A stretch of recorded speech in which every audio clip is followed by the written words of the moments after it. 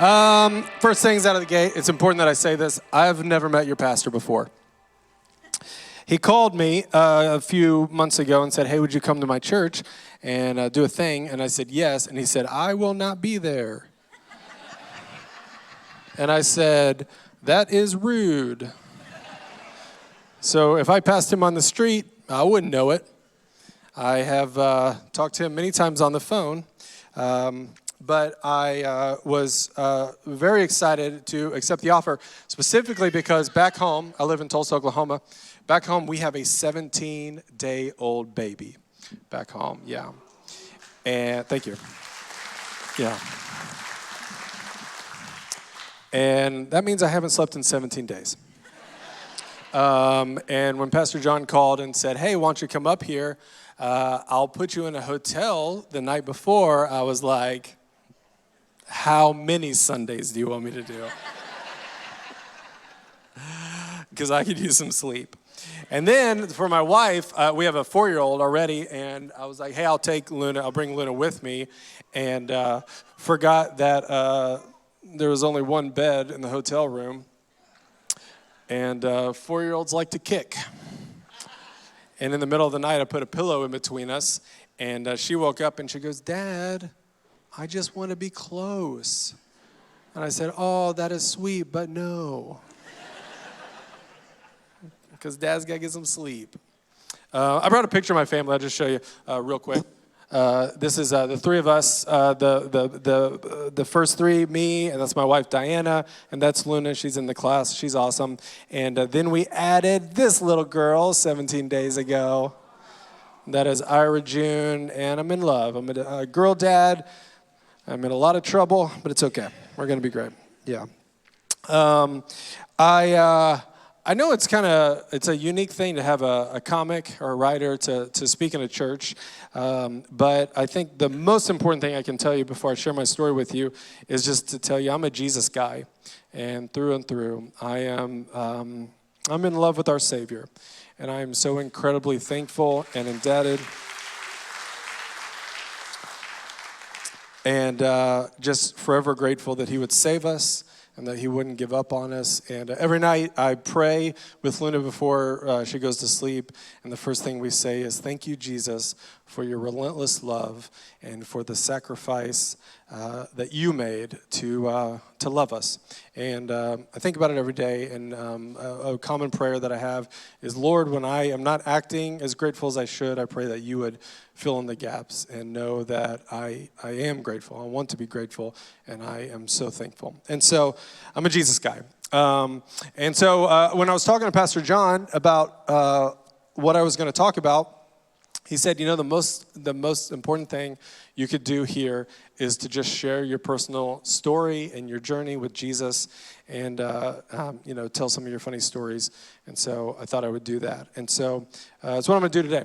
So it was one thing that I want to do that I forgot to do the last service, and I'm just going to mention it off the top so that I maybe Chris in the back will remember at the end. Chris, will you put up that QR code?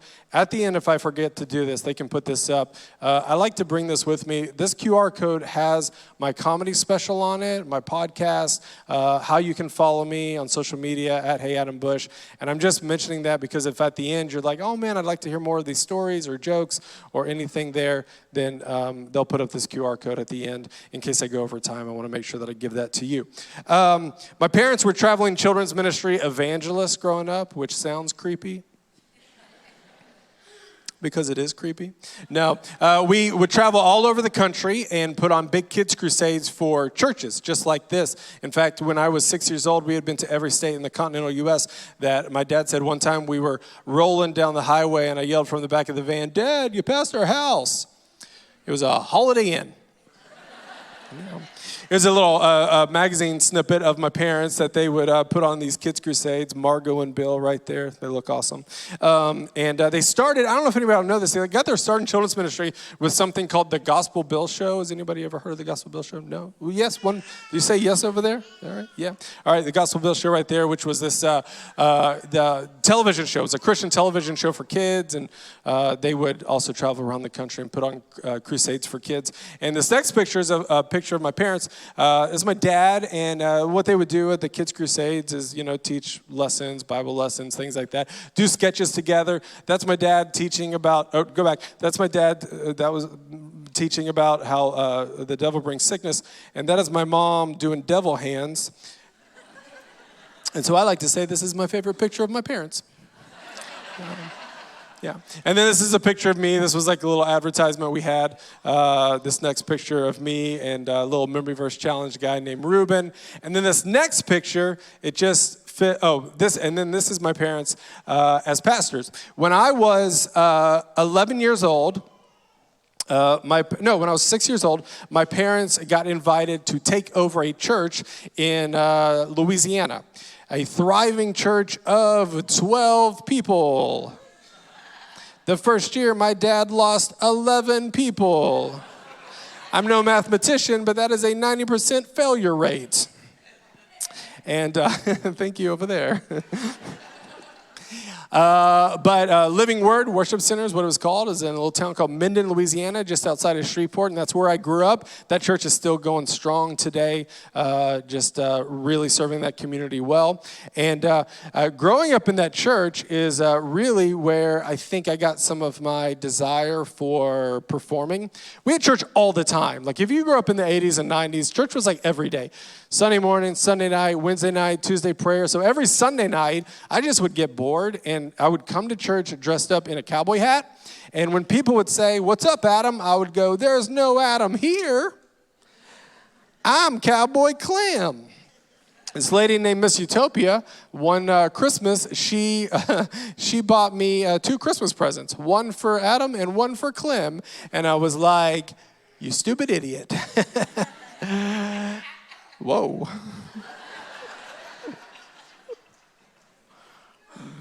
That is awesome. I assumed that I had them all fooled.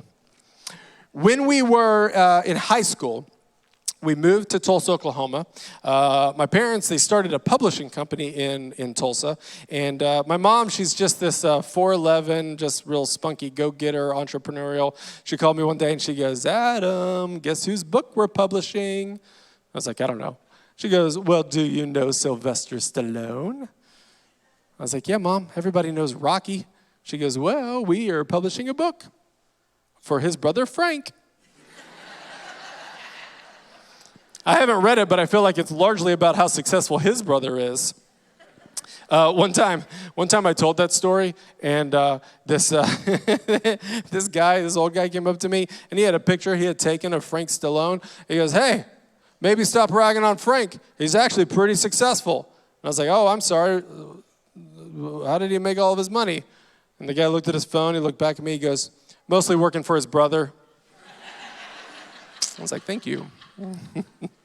That is not going to get old, that laugh over there. So I moved to Tulsa, and it was in Tulsa that I went to college. I was a music major in college, specifically a percussionist. I was specifically very good at the xylophone. Sorry, ladies, I am taken.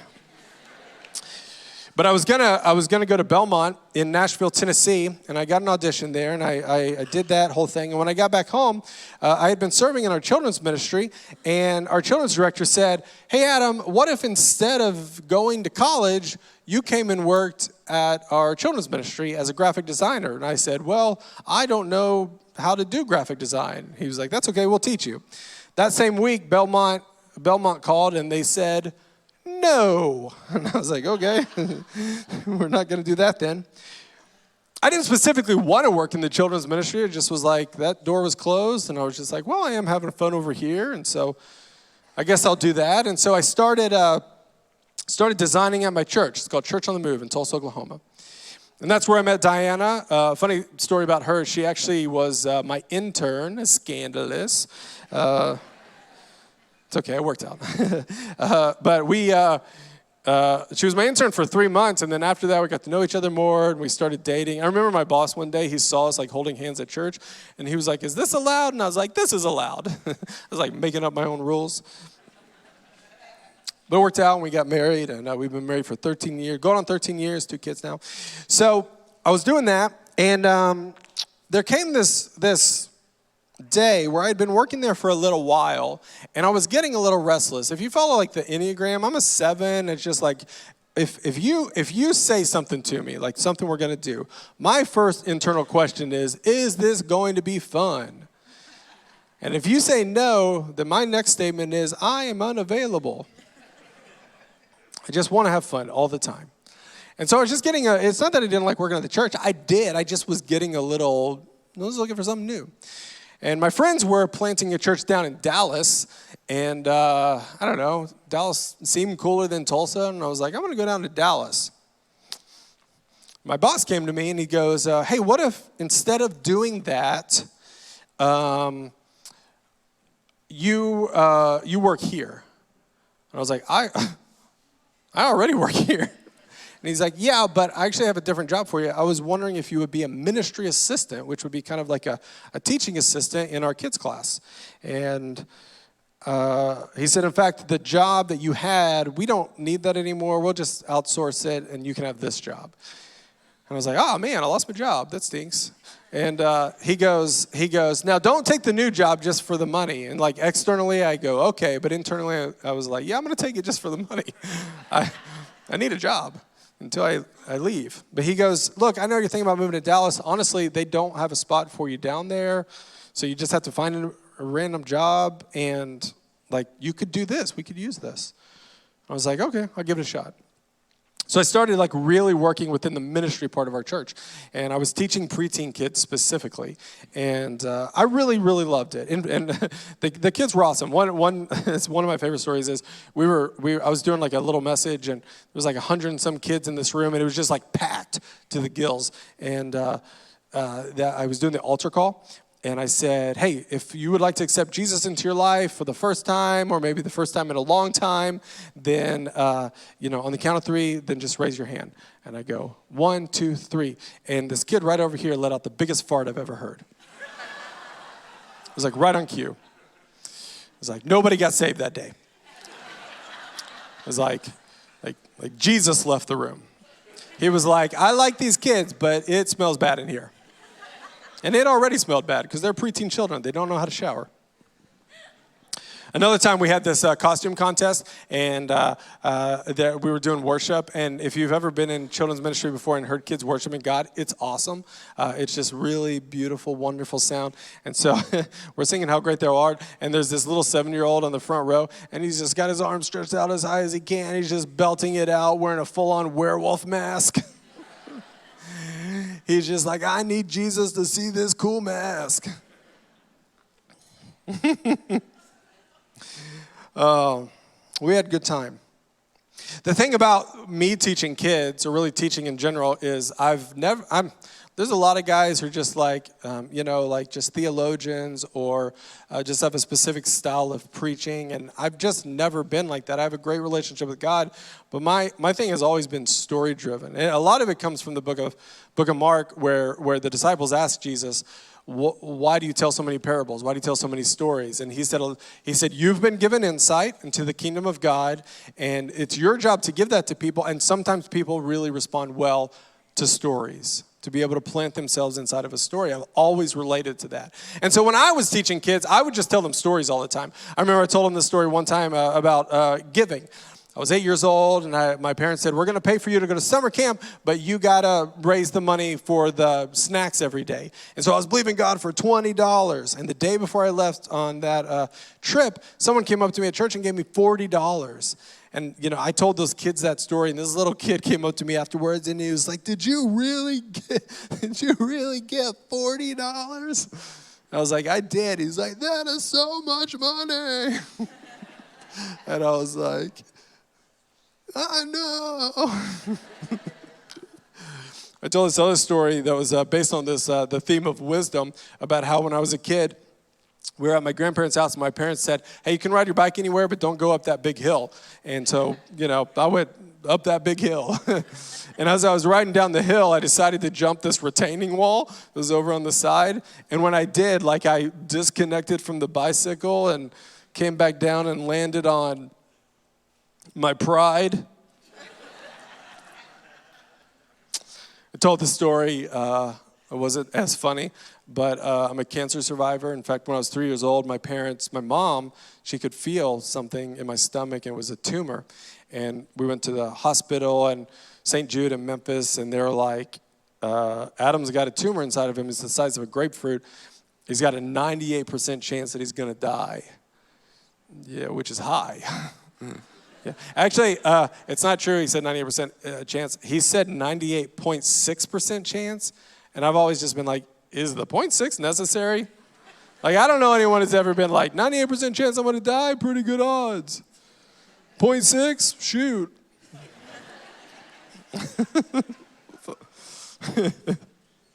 I didn't tell us the last service, but I talk a lot about having cancer in my set.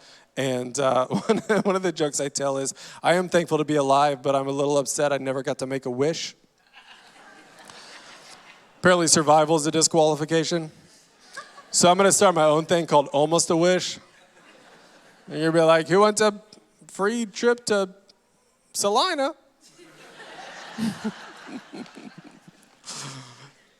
I've lost my place. Where was I? I was telling a story about how I was diagnosed with cancer, and they took me into surgery, and it was supposed to be about 2.5 hours. It lasted about 45 minutes because the doctors got in there, and the tumor had been sealed up miraculously.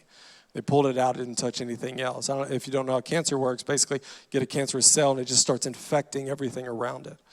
And it wasn't able to do that. And God healed me miraculously, and I'm 37 years cancer-free. Thank you.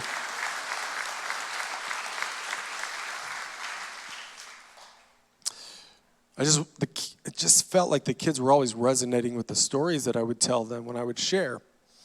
So I got really into it. I started studying great storytellers. Anybody who was doing any sort of storytelling, a late night host. I was really into Conan at the time, and or I listened to this radio station called this show called This American Life on NPR, where they would just tell stories of people and what they were doing. I would follow comedians, listen to anybody just like I could kind of learn from.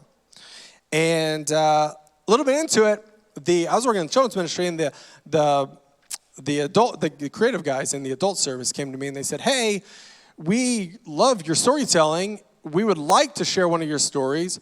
We heard that one time you went to jail. And I was like, that is not information I wanted other people to know.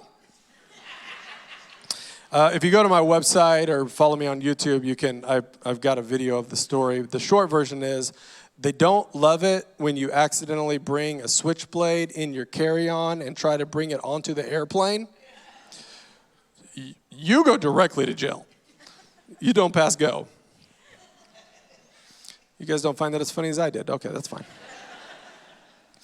But they said, we know that there was a connection with your father in that story, and so we'd love for you to share it on Father's Day. And so I did, and it was really a part of me that came alive, just being able to share like personal stories with people, and I was sharing it with more people now, and I started doing it a lot more. I shared a story about my mom and my experience with her and with being healed of cancer, other stories throughout my life, and eventually I moved over to the more adult department where we would share stories all the time. I did that for a long time. And eventually I got bored. I got a little restless, and I had made some relationships with some different people that worked at Disney and Pixar, and I had created a television show that I sold. It's a kids show, and I was telling my wife, we had decided together, I said, let's move to Los Angeles. I think this is the next step in my journey, my career professionally. And so we put in our notice at work. We both worked at the church, and we sold our house. We packed it up, and one night I'm sitting on the couch, and I just said, Diana, I feel like something is not right. I don't know what it is. And she goes, I've been feeling the same way too. And then like that, she said, I feel like you don't trust God with your career. And I just snapped back and said, I don't trust God with my career. And then I was like, oh, I don't trust God with my career. Like, shoot, this is a problem. So I started talking to God about it, and it was obvious that I wasn't fully trusting him to lead me. And so I went back to work, and I was like, can I have my job back? And they're like, yes. And I went to the bank. I was like, can I have my house back? And they're like, no. So we had to buy another house, and And I stayed. And man, if you're like, I'm like an ENFP on the Myers-Briggs, just like super extroverted, always looking for something new.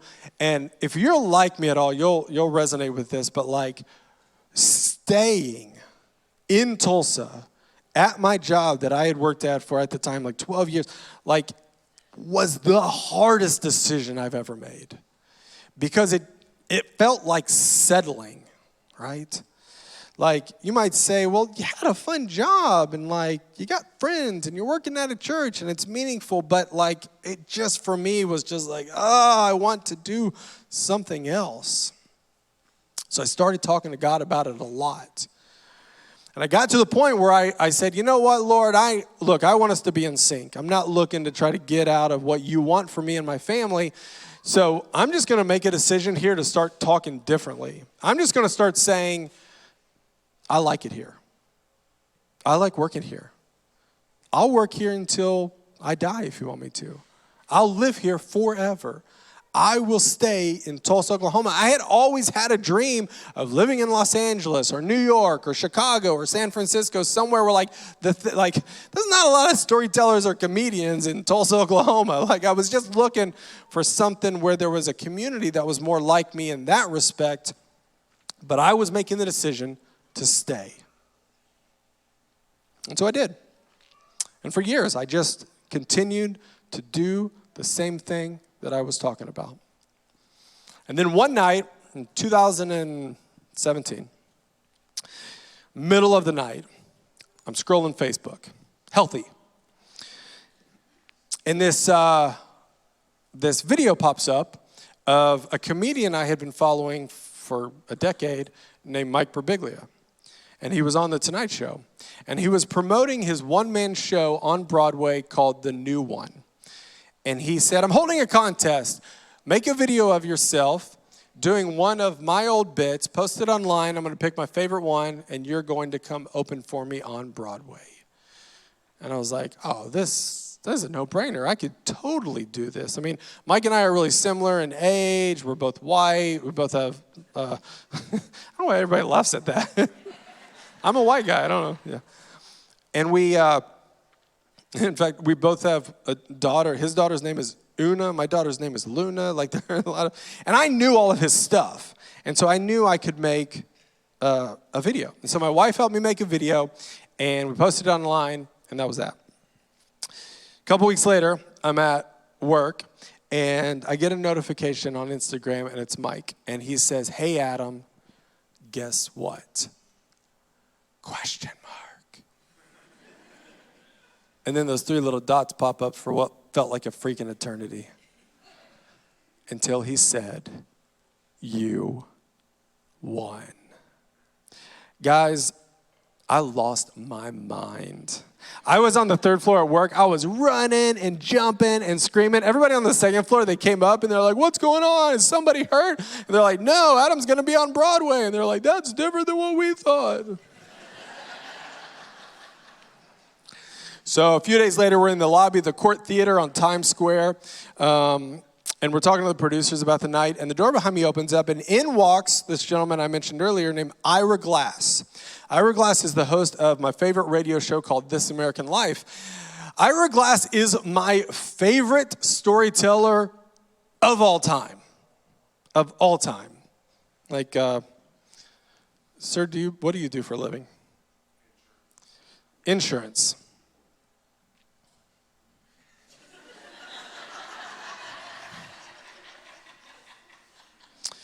So it would be like if you met your favorite insurance guy.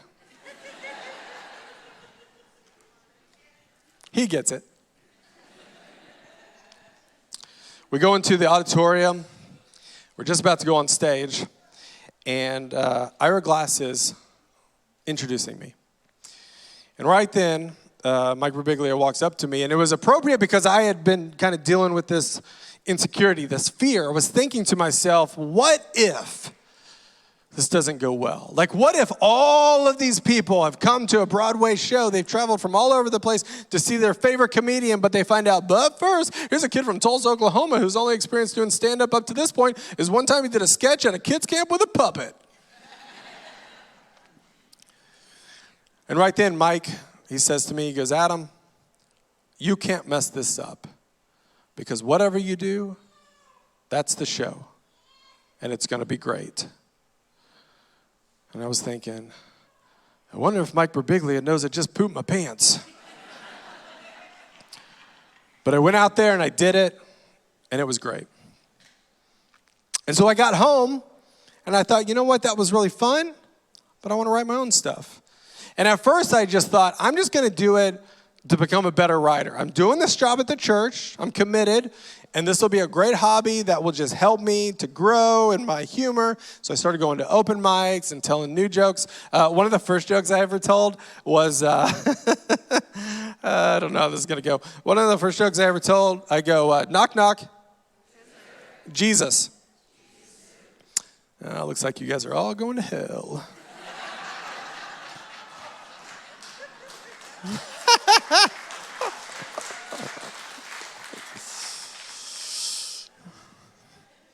It went better here. So I was doing that for fun for a couple of years. And then I got a call from a guy, and he goes, hey, Adam, I found one of your videos online, and I have a relationship with this thing called Dry Bar Comedy, and wondered if you would be interested in letting me submit you. They're the same people who did The Chosen, but they make comedy specials, and I could submit you to do one. I was like, that'd be great. So he did, and they picked me. And so almost 2 years ago, I went up to Utah to film a Dry Bar comedy special. Now, here's the deal. When you're a comedian, credits, The Tonight Show, Corden, Dry Bar, these are really helpful and important. You don't typically get these sort of things until about 7-10 years in, if ever. And so to get this a couple of years in was just like a really big deal for me. And I remember when I went up to Utah to film it, I went to I was at the hotel, and the clerk said, what brings you into town? And I said, I'm here for Dry Bar. And she got very excited. She goes, oh, are you a performer? To which I matched her excitement. I go, oh, yeah. And that is when my wife whispered in my ear, she thinks you said drag bar.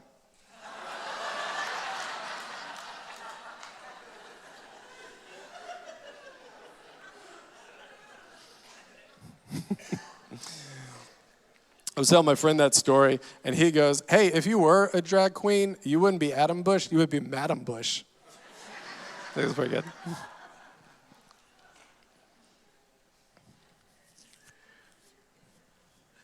After Dry Bar, I started getting calls from churches like this and performing in other clubs. One of the things I began to notice was I've had a pretty long career of teaching kids about Jesus, teaching people about Jesus within the church. But suddenly, I pretty much had that church job my whole life, and being an adult. But suddenly I was finding that I was in a place where I was able to be a light in a very dark place. I know there's a lot of guys like me who do comedy, whether it's clean comedy or Christian comedy. I just consider myself a comedian. And they'll predominantly just do churches, but I don't. I have a home club back home. I've performed in clubs and venues all over the country, and I've performed in a lot of bars. And where I've found God using me is in just this really dark space where people have either been hurt by the church or confused by Christianity or are walking through seasons of sin, and they're just looking for someone to love them. And it's been a wonderful opportunity to be able to share Jesus in an environment that I've never experienced before. So I was performing a lot, and it got to the point about 2 years ago where I was performing so much and working full-time so much at the church that it was becoming too much. And the church gifted me a life plan, and I was doing this 3-day intensive, and the guy looked at me. He was an older gentleman. He was the coach, and he goes, Adam, I see you leaving the church professionally, and I see you moving forward in comedy and performing. And I was like, I think that's what God is saying to me now. And so I haven't worked at the church in a year, and I've been doing this. I write on a television show, and God has been so faithful to our family as we have walked with him through this season. And so I share that story for this reason. I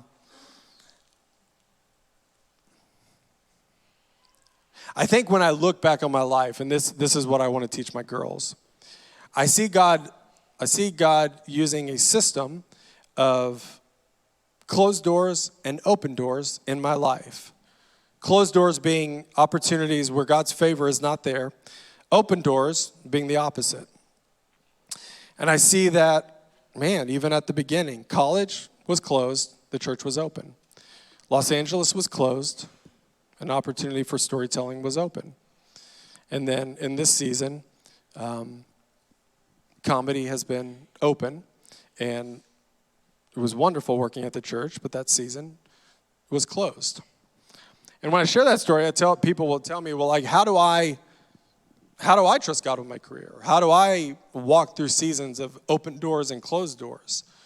Because closed doors, they can feel like moments where you're really trying to push them open, and open doors just seem to be a lot easier to walk through. And I like to tell people this, 3 ways to be more in tune with those open and closed doors. Number 1, talk to God. I talk to God all the time, mostly in the car. It's funny, but that's, as a parent, that's typically where you have the most solitude.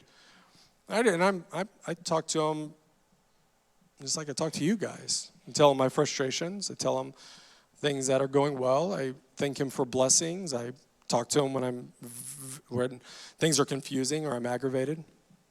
I talk to him when I'm trying to figure something out. I talk to him whenever I'm right and my wife is wrong.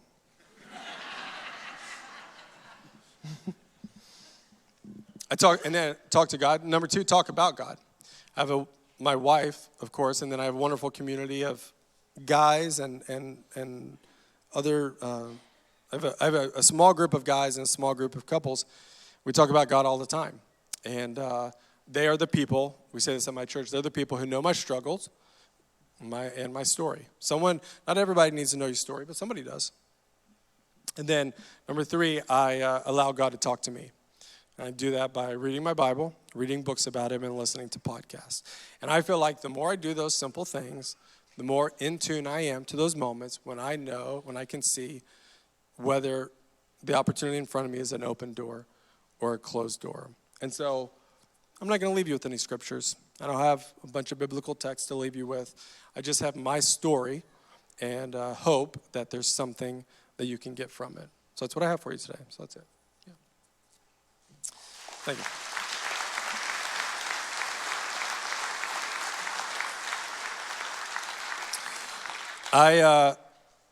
I'm going to give you an opportunity to accept Jesus here at the end, but I'm a comedian, and so I gotta. Nope, not yet. Turn that music off.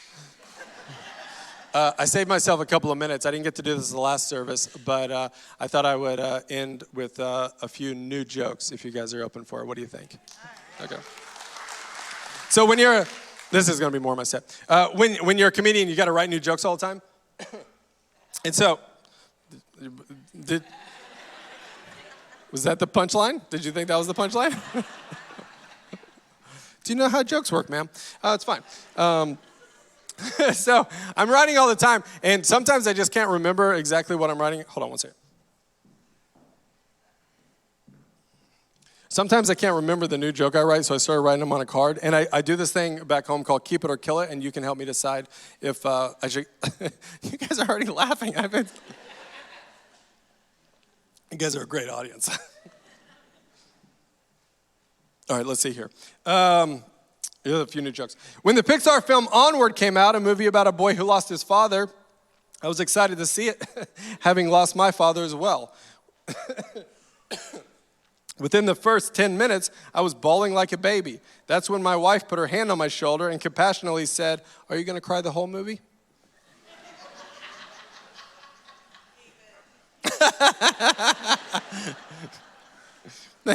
Thank you. I told my daughter, "Hey, when you're 10, we're going to go on a 10-year-old adventure, anywhere you want." She said, "I want to go to Ham." I said, "Ham?" She thought for a moment and goes, "Turkey." That's the whole joke. I noticed that lady did not say keep it over there. A friend of mine bought her kid alternative tater tots. They're like regular tater tots, but they're filled with cauliflower. She said they're vegetarian. Did you say keep her?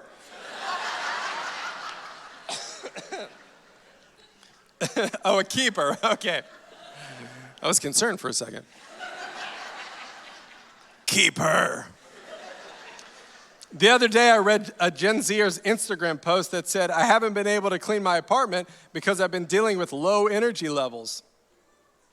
I wanted to write a punchline for this joke, but I too have been dealing with low energy levels. Yeah, okay, all right. Now the real you comes out. I see him. The other day, I drove past a homeless man drinking from a styrofoam cup. When he finished, he slammed the cup on the ground and walked away. I thought, man, clean that up. You don't live here.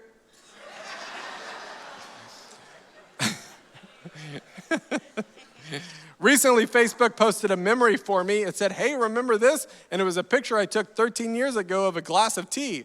Thank you, Facebook, for reminding me of a time in my life when I had such little going on that this moment was exciting. In high school, I worked at a church, and I said to my boss, I think serving coffee at church is a good idea. She said, that's an opinion. That is a Christian's way of saying your idea is stupid. I'll do two more. The other morning, my 4-year-old daughter woke me up, and for the first time, she saw the scar on my stomach from when I had cancer. She asked about it, and I told her I was very sick as a child, and I almost died, but I'm okay now and very thankful I'm alive because I get to be her dad. That's when she looked at me with those beautiful blue eyes and said, me too, because Mom needs you to fix the internet. My iPad isn't working. Pretty good. All right, we'll stop there.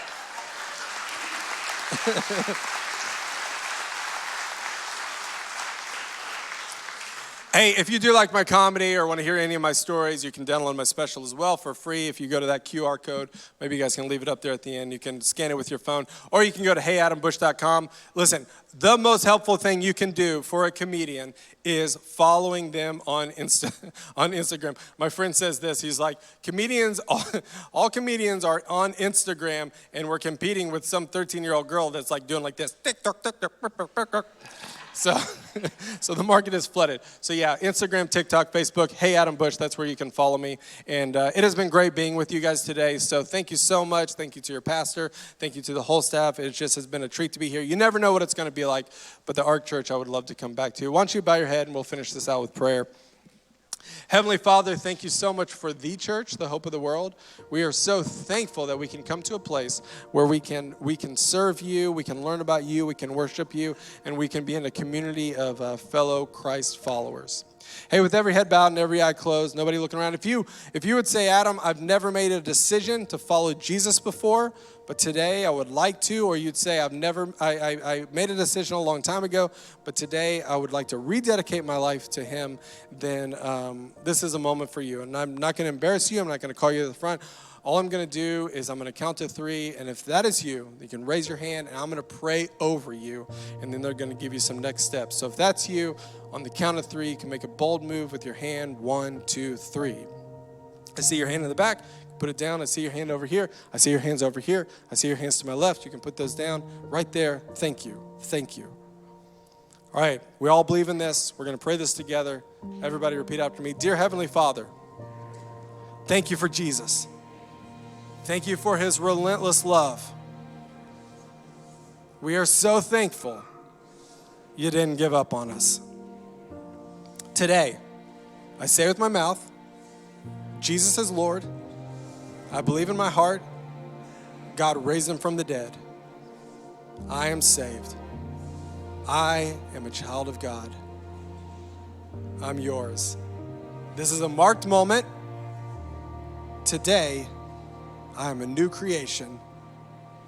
I'm in the family. In the name of Jesus, amen. Guys, give these guys a big round of applause. Love you guys.